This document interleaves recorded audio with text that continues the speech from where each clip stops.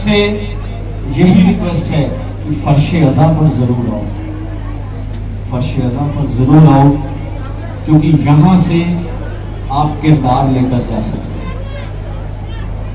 और वो किरदार जब आप खुद में ढाल लोगे और वो किरदार जब आपके घर से आपके पड़ोस में पहुंचेगा, पड़ोस से आपके मोहल्ले में पहुंचेगा, मोहल्ले से आपके शहर में पहुंचेगा, शहर से समाज में जाएगा और समाज से देश में, तो आपको ये समझ में आएगा कि यजीद की शिकस्त कितनी आसान है, क्योंकि उसे मारने के लिए आपका किरदार काम कर रहा है।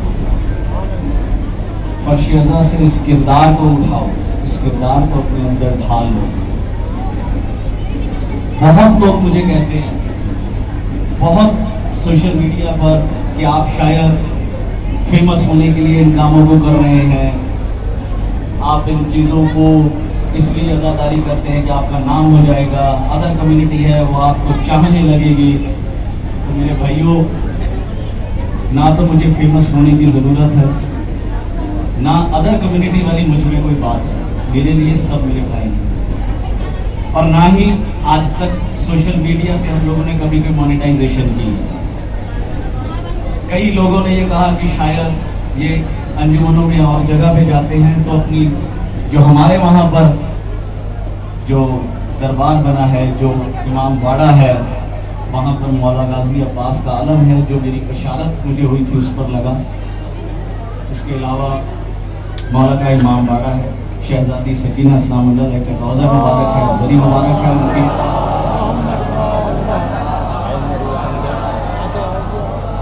और बागे फतह की तर्ज पर एक हिस्से को हमने गुलशन ज़हरा बनाया।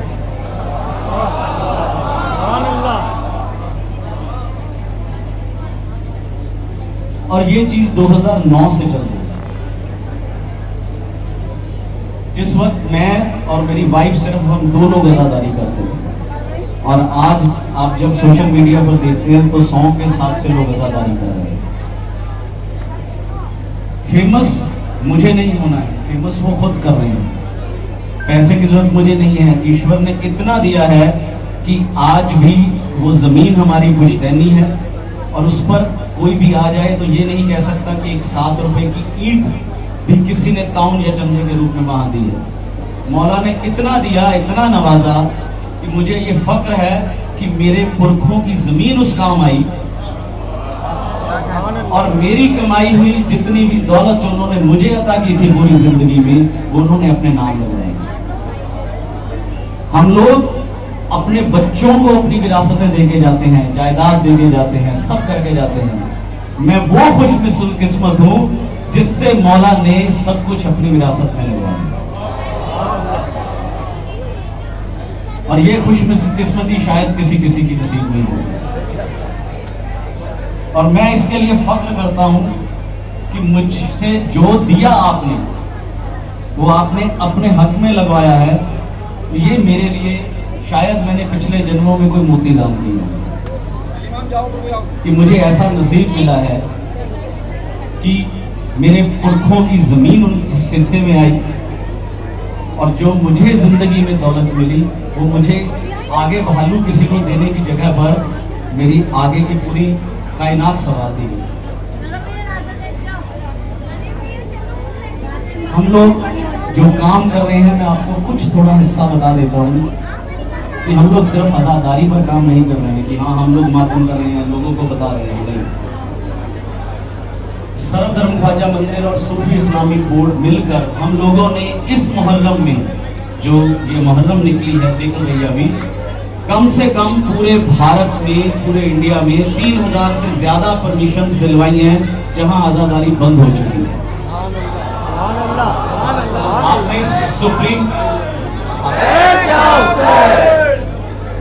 आपने सुप्रीम कोर्ट के ऑर्डर की वो वीडियो जरूर देखी होगी।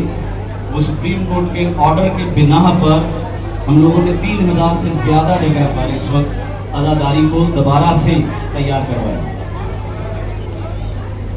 और ऐसे काम करने के लिए आप लोगों को भी आगे आना होगा, क्योंकि आपके एरिया में, आपके नजदीक भी कहीं कोई ऐसी बंदिशें हों तो आप लोग कानूनी तौर से हमारे साथ जुड़ के इसमें हेल्प ले सकते हैं।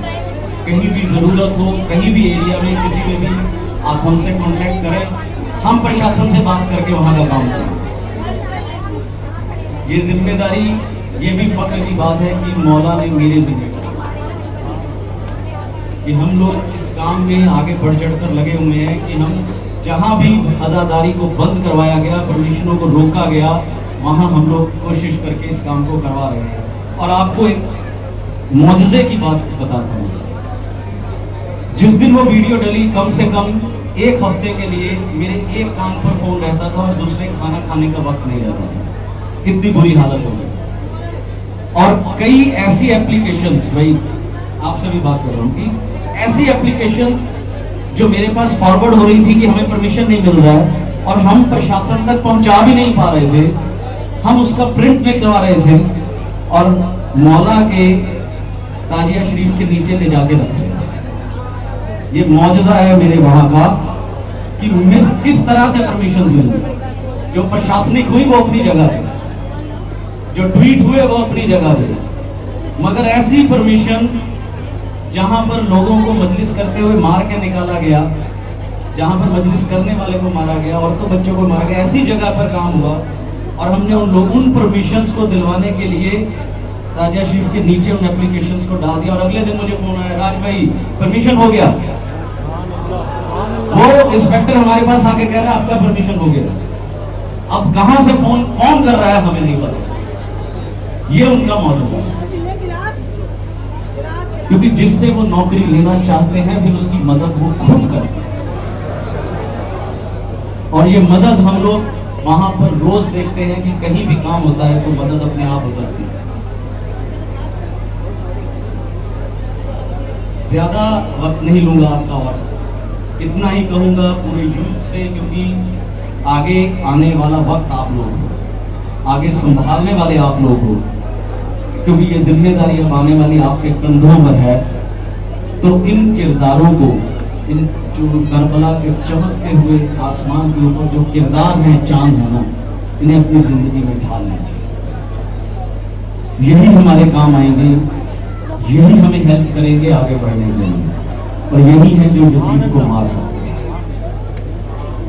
तो आप सबका बहुत बहुत शुक्रिया कि आप लोगों ने मुझे वक्त दिया, मुझे सुना। कोई गलती, कुछ गलत कहा हो तो मैं उसके लिए माफ़ी चाहूँगा, क्योंकि मुझे बोलना नहीं आता है, कहना नहीं आता है। जो यहाँ से निकलता है वो मैं आगे रखूँगा। तो एक बार फिर से नारे